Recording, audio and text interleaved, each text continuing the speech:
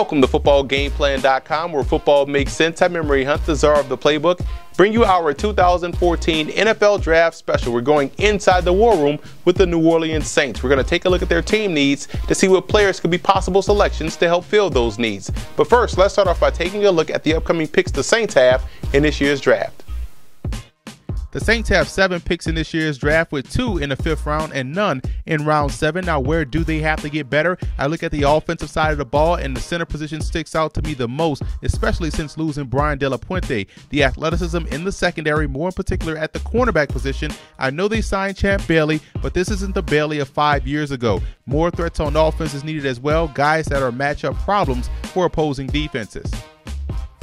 Now, here are some quick notes to keep in mind when watching this video. Number 1, these picks are based off my own rankings of these prospects, using my own prospect rankings and my own big board, and it's no way indicative of where I think these guys will actually go in May's draft. And this is the Saints portion of my total 7-round mock draft that I've done for all 32 NFL teams. And to view my big board and my prospect rankings and those other 31 NFL team specific mock drafts, visit our website at footballgameplan.com/draft.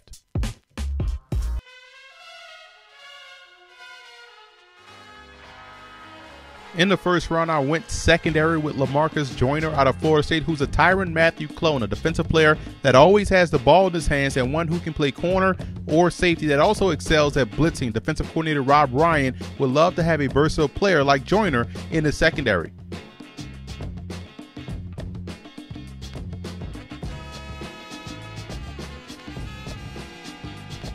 In the second round, I take one of the best centers in the country in Weston Richburg out of Colorado State, who played in an offense that was similar to what the Saints are running now. He's athletic and can dominate on both ends of offense, and he's the type of player that can start from day one in New Orleans.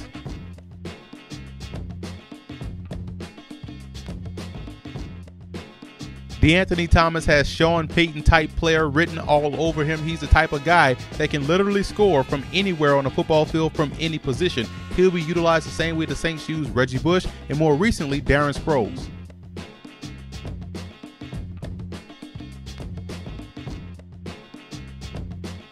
One of the best edge rushers in college football was Howard Jones out of Shepherd, a Division II program, and at 6'3", 235 pounds, he plays much bigger than his size, and his game actually compares to the Saints' Junior Gillette in his excellent closing speed to the quarterback.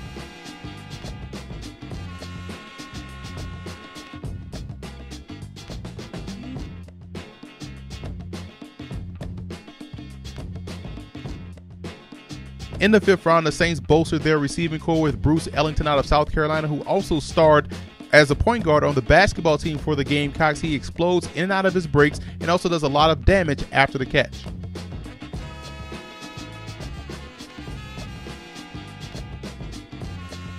Staying in South Carolina, I add another Gamecock to the Saints roster in cornerback Victor Hampton, a guy that excels in off coverage, but also like him more in the slot because of his ability to blitz and his ability to play the run very well.